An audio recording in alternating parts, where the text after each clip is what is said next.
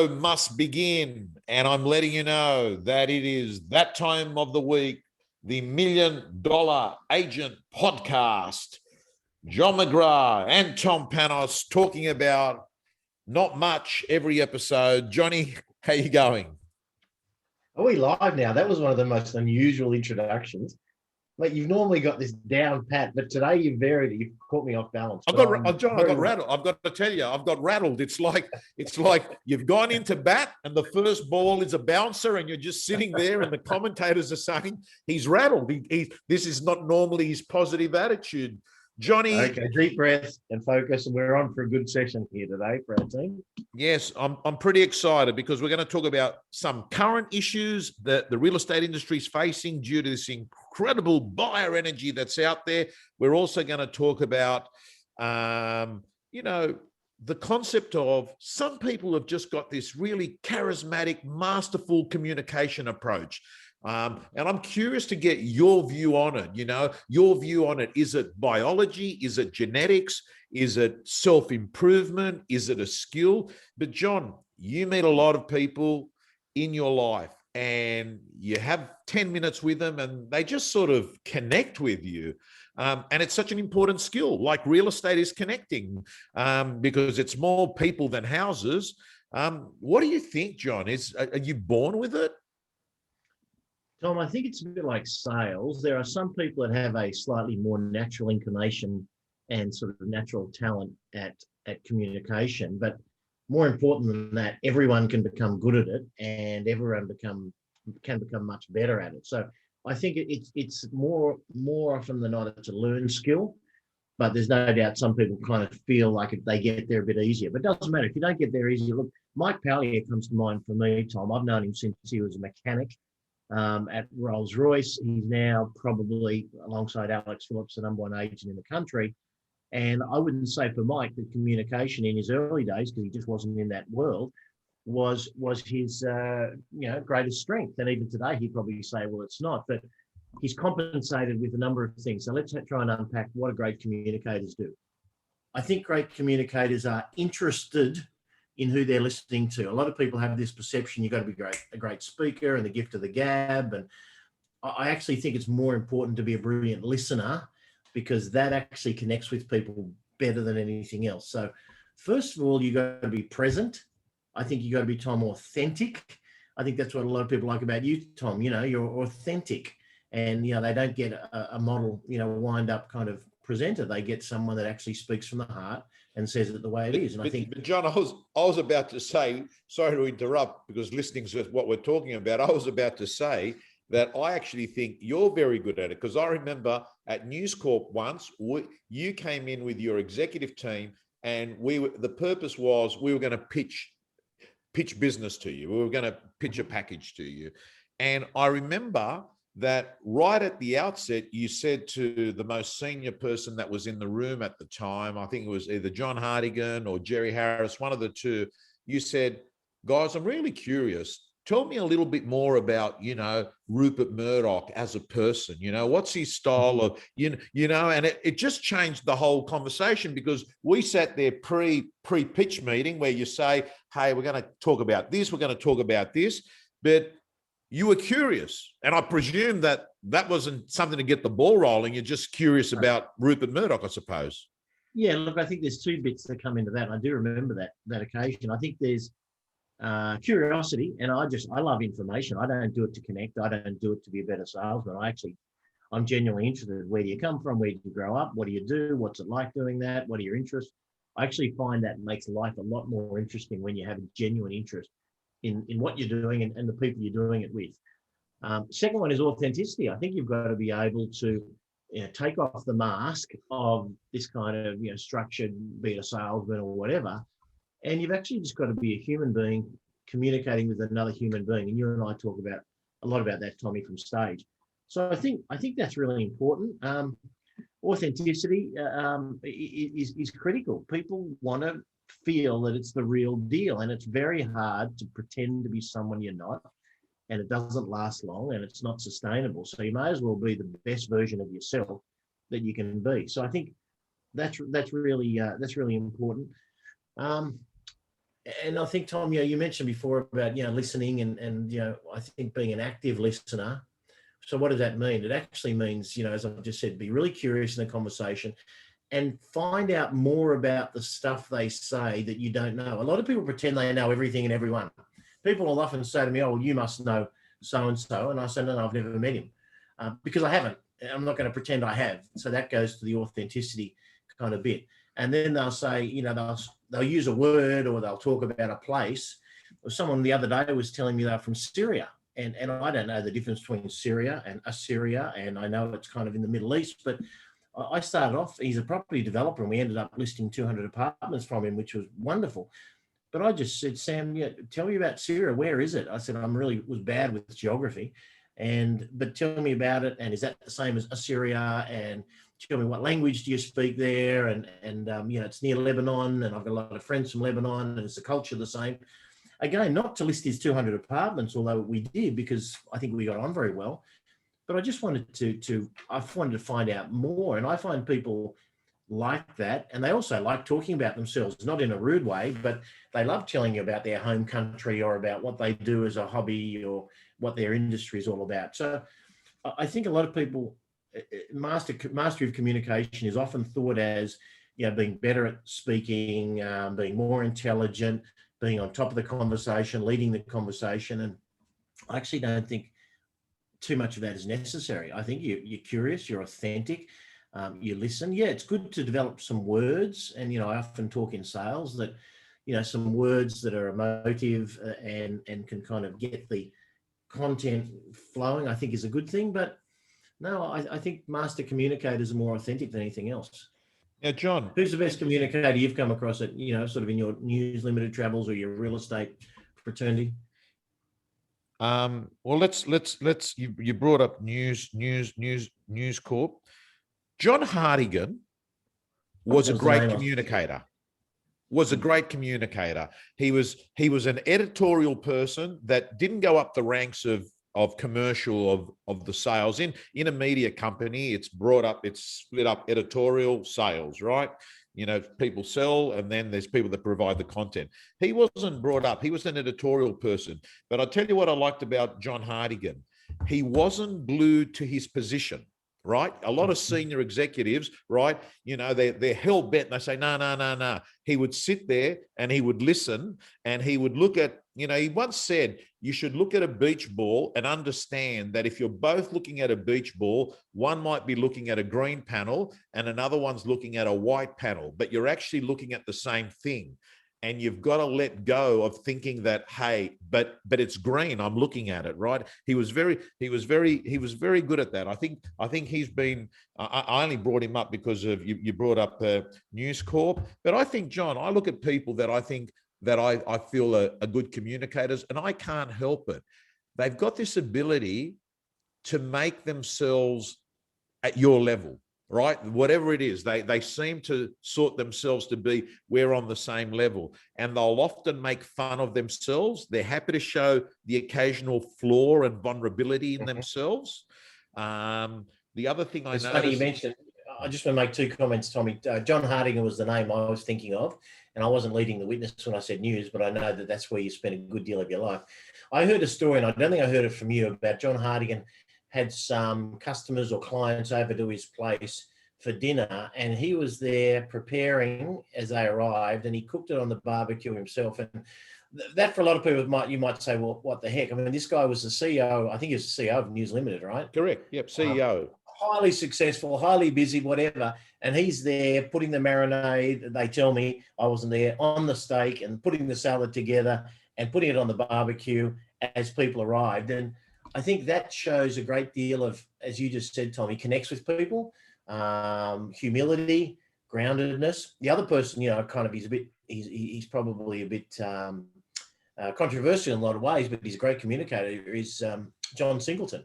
And Singo is very unusual. He's not what you would say typical, but because he's so rough and ready and he's authentic and he speaks his mind and he's kind of well-read and intelligent around a range of subjects. And that's the other thing I was going to say.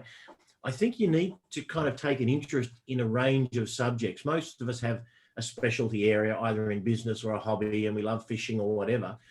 I think to be interesting in other people, for other people as well, it's good to have a bit of a depth. And you get that again from curiosity. Like I have no interest in fishing, but when I come up with a fishing person, I kind of ask them about stuff and what's the best fishing hole and what's the difference between surf fishing and out of a boat, and what's the biggest fish you've caught, because I just find it's really interesting stuff. So I remember Simon Reynolds, who I think is one of the best communicators I've ever come across, and Tom, you've heard him speak. Yes, he's a good John. I've spoken to him for 2 minutes, and he made an impression. It was on the side at Arik, and he was good. He followed up. We exchanged mobiles. He sent me a text.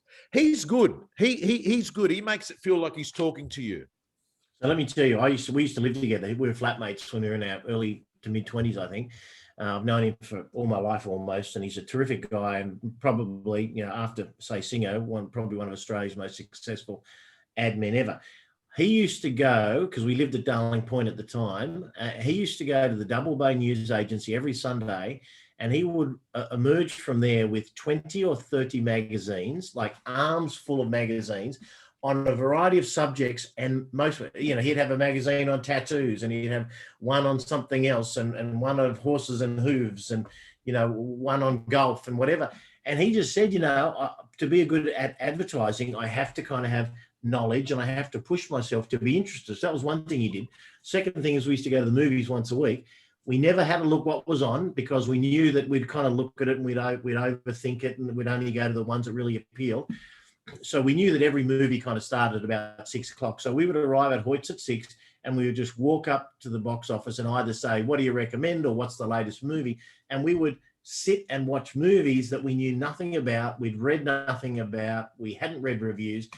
So you just look at that. I think he's kind of a bit of a genius there, that he had this wide variety of things he used to read all the time, and that gave him great fodder for having this very incredible mind that he's got. And he would push himself and push me when we lived together to go and look at movies that were atypical to the sort of movies that you like. I mean, I like a certain genre of movie, and you'll be the same. And that tends to be what you go down. But we would turn up and we'd see something one week animated, something's a Western, something's a sci-fi.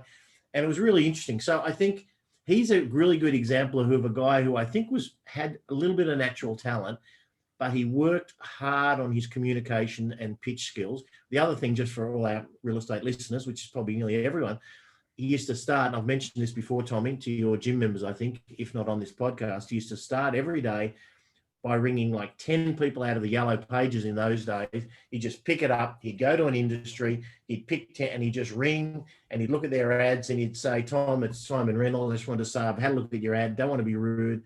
I think it could be better. I'm not sure who's doing your marketing, but I'd love to have a coffee, take you for a coffee. Wow. And just have a chat about marketing. And that was kind of 10 before 10. That's where the whole concept that I got emerged from. And that's how he started his day, the first 10 calls. So a lot of people think, oh, well, you're Simon Reynolds, you've got this great reputation and you've got the gift of the gab. No. He worked on everything, and he got on the phone and he made calls every day. Fascinating. The third thing he did, and I'm sorry to bang on about him. No, I love this. I love hearing this. So the third thing he did is he used to write his ads in the bath. So he used to think that negative ion generation from water was good. And so he'd get in the bath with a big pad, and he used to say to me that he would often think that after he'd sit there for a few minutes, he'd write, oh, that's an idea for an ad. That'd be a good campaign. That'd be a good slogan. He committed to 100 ideas per campaign. Even if after the fourth idea, he thought, I've nailed it. That's amazing. That's the story I'm going to take to the client. He would still push on and write another 96 ideas on little kind of storyboard squares, because he thought, just because I thought the fourth one was a great idea, maybe the 37th one is a better idea. So, I was fortunate to, get to see a genius at close proximity. And I learned so much from Simon, a wonderful human being. So, that's just, I've kind of gone off track a little bit, but I think it shows people where genius comes from. So here are some of the things I'm getting out of this, John, that realistically, you can't be the sort of person that doesn't have a wide range of interests and views and does find out about what's going on. Because I think if, there's a conversation going and say, oh, sorry, I don't know anything about that. I want to talk about West Tigers only, right? Good people seem to chime into a conversation, and while they might not dominate it, they'll say enough to let the other person talk about it, right? And I notice that good listers incorporate this approach to their listing presentation, right? They'll talk about a business plan. They'll talk about how they're going to solve the problem. They'll talk about, the real estate stuff, but they've got this ability to actually blend that into a nice, authentic conversation. Yeah, 100%, Tommy. And maybe a last little point before we talk about the market. I think good, and then this will sound a bit sort of a cliche, but I'll go a bit deeper into it. Good listeners are great question askers and listeners to the answer. Some people think, oh, well, I've heard that, have a questions-based listing presentation. Here are my 5 questions. So, Tom, what was your last experience like? And it's almost like they're ticking the box. I think, you've got to say, Tom, how do you react to that? Like, I'm talking about marketing, I'm talking about open homes. How do you react to that? What are your thoughts? I mean, I use things like, how do you feel? Because some people are feelers. What do you think about that? What's your reaction, Tom, when I talk about go to market and auctioning the property on site in a month's time? How do you react to that? So whatever is your way of asking, but you've got to get feedback from other people, because some people are there, they wind themselves up, they go in, they tick all the boxes, they kind of think they asked the questions and they walk away and think they did a great job. They might have done half a great job, but not until you've really got the feedback from the client, because you don't know. It's like your beach ball, Tom. Just because you're looking at the green and the green's looking good and you're thinking this is going really well, they might be looking at the red and thinking this guy or this girl's just not listening to me. They're not reading the room. So I think that's another thing. So hopefully our listeners, our audience can get a few things out of that for their next listing presentation. Yeah, John, can I ask you, you hear about the various psychometric testing like personality styles, DISC, DISC, dominant, what have you. Do you, in your own mind, when you're having a meeting with someone, do you adjust to know if this person is the calculator type? Calculator is I want the data. I want to know more information. Yeah, tell me about that. Or there's some groups of people you notice that stuff that you lose them. Do you consciously adjust, or is it something that's got to the stage where you just sort of read the play? They might look at their watch and you realize, shit, okay, this is not what they're focused on. Yeah, so for me, it's become subconscious. I think in the early days, there was a couple of things. One is you'd hear about personality types, and I do remember at one point I kind of studied it a bit, and that probably helped. And then you hear about mirroring and matching. You hear about, you kind of need to match the pace, the tonality, and the words of the other person. And I'm sure at one early stage I would have looked at that and consciously made use of that information. And I think it's all good. But as we know, Tom, you sort of got to be conscious competent before you become an unconscious competent. And I think now I kind of I feel, and it's going to sound funny like the castle, I feel the vibe of the room. I feel if things need to slow down. Sometimes I'll walk into a room and the participants for the meeting, whether it's an internal meeting or external, there's a bit of chaotic energy. So I'll kind of like slow myself down. I'll say, hey, everyone, and I'll do a pregnant pause, because I want to kind of draw people's attention and energy. And Dr. Fred was great at this, Tom, one of our dear friends. So I do read the room, I think, fairly intuitively. It's pretty easy to tell without knowing too much about DISC profiles, who's analytical and who's creative and who's high energy and who's kind of more conservative energy, who's generally conservative and who's a higher risk taker. So I think I sort of go in that direction, and I'll slow things down, and I'll talk about more information-based factual data if they are more analytical. And even by their profession, you'll know if you're going to meet an engineer or an accountant, as cliched as it sounds, is they're probably, having gone through years and years of studying numbers and facts and figures, they're probably going to be, that's how their mind is wired. And yet if you go and see Simon Reynolds or one of his creative mates in advertising, they don't want to kind of dwell too much on the data. They want to hear about what's your vision and how do you think this could look and how you're feeling about the home. So they're kind of more the feeler types, and they want to know what's your vibe about that. So I think you've got to read the situation and study as much as you need until you can become intuitive at reading it, and then just go with your gut feeling, because your gut feeling's 9 out of 10 going to be right. Okay. John, let's hit real estate for 5 minutes.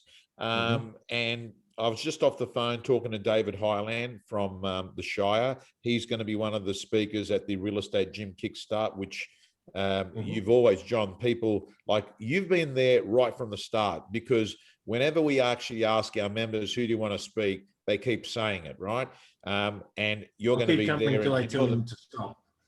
yeah, but by the way, to all the listeners, because of COVID, we can't take more people. This is a genuine, it's closed off, sold out, right? It's not a scarcity tactic, right? We can't take more people. When COVID finishes, we can go back to the normal, but we're going to have it live streamed. And David Highland said to me, mate, at the moment, the biggest issues that I'm facing in my business are prices. We find it difficult to price property, because there's a property that we put to auction last night.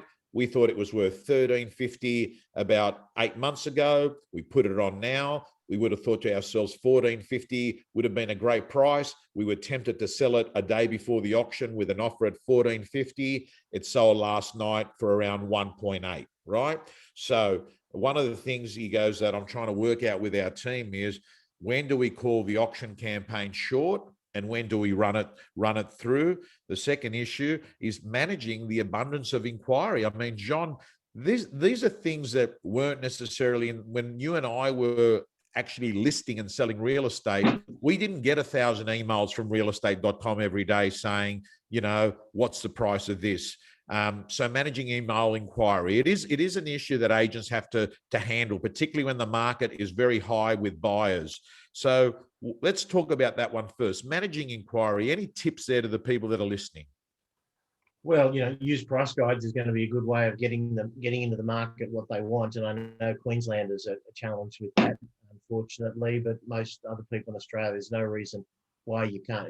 What most people want is they want to know where it is, what it looks like at the photos, and they want to know the price. That's kind of the key thing. So I'm still amazed that so many people in our industry choose not to use price guide, be it auction or private treaty. The whole thing about price on application and contact agent, and some of our agents use it, and it drives me crazy.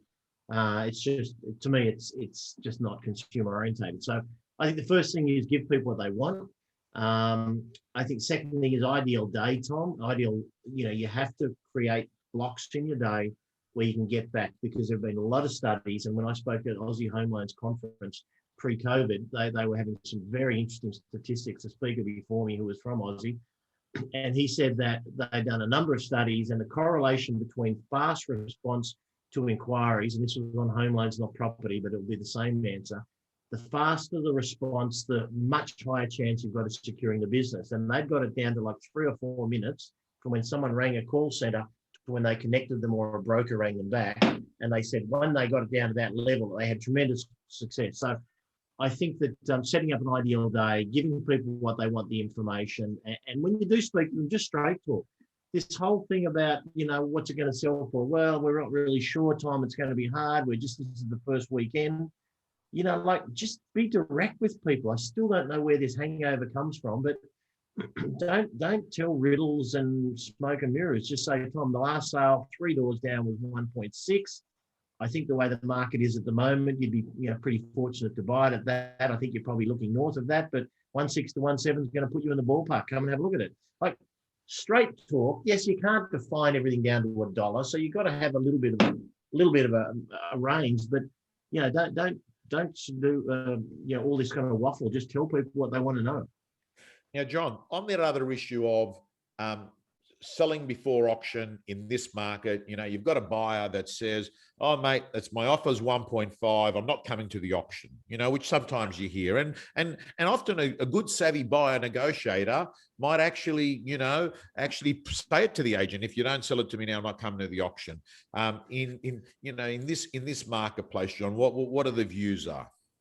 Yeah, so it's interesting. First thing is, what is your model for making decisions like that? My model is I always make a decision that is in the best interest of the vendor. I've heard a lot of agents lately saying things like, oh, look, it's a good offer, but if we run it to auction, we'll get lots of publicity. We might pick up some more listings and it'll be good looking in the paper on REA or whatever. And all of that could be true, but that's not the decision criteria. The criteria is it in the best interest of the vendor to continue running it, not in my interest or not in my brand or company's interest. So I think that's got to be the decision-making criteria. Now, in this market, most people listening here are in a pretty good market, somewhere between good and red hot. So it would need a pretty extraordinary offer in most sales to take it off the market, in my opinion, going forward. But you're the one with the finger on the pulse. If you're in your market and you know this property's been to the market twice before, and you know it's ended up being a hard sale, and yes, the market's better, but it's still got some issues of property. And if you end up with 2 buyers at the auction, it'll be a fantastic auction. Well, you might be the one that actually decides to say, look, the vendor, Tom, we can go to auction, but right now we're going to offer a 1.25. It's 50,000 above what you were sort of hoping to get. I'd love to say we can get more at auction, but I think we run the risk. And this buyer's looking at 2 other things genuinely, because I know one of them is my colleagues in the office, and another one's, you know, one of Richardson and Wrenches across the road. And we do run the risk of losing him if we don't, you know, treat before. So if that's the case, and if it's in the vendor's best interest, I'd make that recommendation. But never, and I hear it all the time from agents, oh, we're going to run everything to auction because it looks good and we get more listings out of that process. That's not the right criteria or a benchmark to be making decisions on. So in general, I'd run most things to auction if your market's red hot. It just makes sense. If there's a decision to be made, the criteria or benchmark should be, is this in the best interest of the vendor or not? And there are some situations. I mean, nowadays, you know, the whole thing of I'm about to get on a plane is probably a bit fanciful because not many people are getting on planes, and most people want to avoid the chaos and frenzy of an auction as a buyer, which I would too if I was buying today. But obviously, as an agent representing the vendor, that's what we want, is the chaos and the frenzy of an auction. Funny, I just was talking to one of our guys this morning. He sent me a little, James Sutton, great guy. I think he's been to a lot of your events, Tom. He sent me a great little piece of editorial, and he got it for a new property he's listed in Roseville, and he said, this is great, and he was proud of it, and I said, well done. But then I read the article, and there's a paragraph that said, the response has been absolutely phenomenal. We've been run off our feet. Now, I rang him up and I said, congratulations, great listing, great property, great article. But I said, you've got to be careful. You've got to manage expectations of everyone, whether it's a vendor, whether it's a buyer. And if I read that, I would almost kind of think, I'm not even going to bother because it feels like there's already. Now, I'm not saying to lie, never lie, Tom. Yeah, radical integrity in this game is lacking, but essential. But what I'm saying is, you know, I would have said, you know, we're really pleased. The opening launch to the campaign has been, you know, very well responded to. We've had good numbers, and we expect to have a competitive auction. Because again, 12 registered bidders or 12 interested parties, contract takers today, come auction in a week's time, could be 4 or 5. Even in a hot market, people drop off. So, and I could hear the light globe going on when I was chatting to him. He said, oh shit, I get it now. Yeah, I understand. Because you've just got to be careful. Your enthusiasm and all that when you're talking to a vendor or buyers can sometimes put people off. Yeah. So even in the editorial sense of your old world, Tommy, of editorial, I think it's important to be measured in your feedback with your vendors. They know the market's hot. They'll want to hear some positive news if there is positive news, but you have to build in the reality that there will be some fallout and some drop off. And so you just got to just take a little step back and just be a little bit more measured in your feedback. But John, I actually, it's funny, you know, because we're taught enthusiasm, critical energy is critical. On the other hand, you can have this paradox. I sometimes don't like it when someone's over enthusiastic. I'm thinking to myself, you know, there's something, and an agent on Saturday, it's really interesting because 2 agents were trying to get a vendor to accept the figure. One agent said to them, hey, listen, trust me, you should take it. JobKeeper's going to go, and then we're going to have a real problem, you know, right? And I could tell it didn't connect. The other agent came along and said, listen, it's up to you. I don't know. All I can tell you is right now, there's incredible amounts of buyers in the marketplace. And that's why we've got a decent result today. I don't know whether those buyers will be there in May. They may be there, they may not be. What I do know is they're here now. And I thought to myself, that was far better connecting than the person saying, trust me, sell it. It's the right thing to do. Price are going to drop, blah, blah, blah. You get the drift. But far too many exaggerated embellishments in sales. You're right. When someone comes along and they talk specifically in a measured tone to buyers and sellers, the credibility just shoots up. So yeah, I agree with you. I'd have been taking the second feedback and I'd be saying, okay, I like your style, and you're making sense. So anyway, let's make hay while the sun shines, Tommy. Most people are doing very well. Those that aren't doing very well, I'm sure the market in your area will improve because it feels like Australia is in for a good couple of years. So we look forward to it. And Tom and I will be there talking to you. And I'll see you at the real estate gym, Tommy, shortly. See you Tuesday, guys. And I'll see you soon, John. See you later, everyone. Thanks, Have a Tommy. great week. Bye-bye.